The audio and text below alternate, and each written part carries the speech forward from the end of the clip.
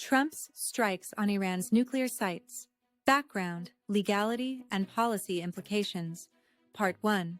Background and context in June 2025. The long-simmering Iran-Israel-US conflict suddenly escalated into open warfare. On June 12, Israel launched a surprise air campaign, Operation Rising Lion, against Iran's key nuclear installations, Natanz, Fordow, etc., reportedly killing hundreds and decapitating portions of Iran's military leadership.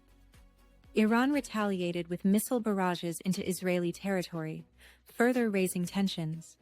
10 days later, on June 22, President Donald Trump announced that U.S. forces had bombed 3 Iranian nuclear facilities, Fordow, Natanz, and Isfahan, effectively joining Israel's war on Iran. In a Truth Social post, Trump claimed, "We have completed our very successful attack on the 3 nuclear sites in Iran, including Fordow, Natanz, and Isfahan."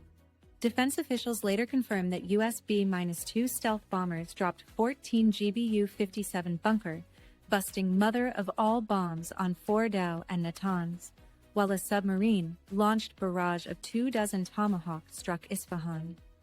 Trump declared the strikes a spectacular military success that completely and totally obliterated Iran's enrichment capacity.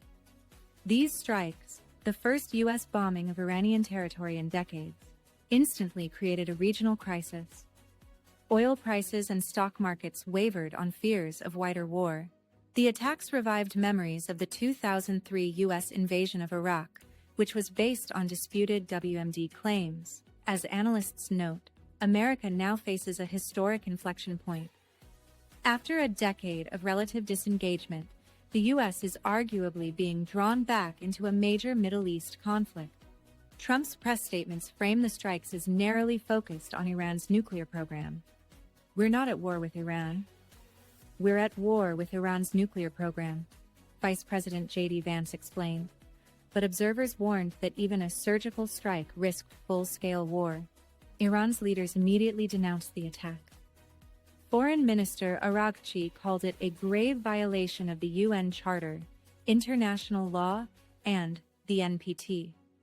UN Secretary-General Antonio Guterres said he was gravely alarmed and warned that the U.S. strikes were a dangerous escalation and a direct threat to international peace and security.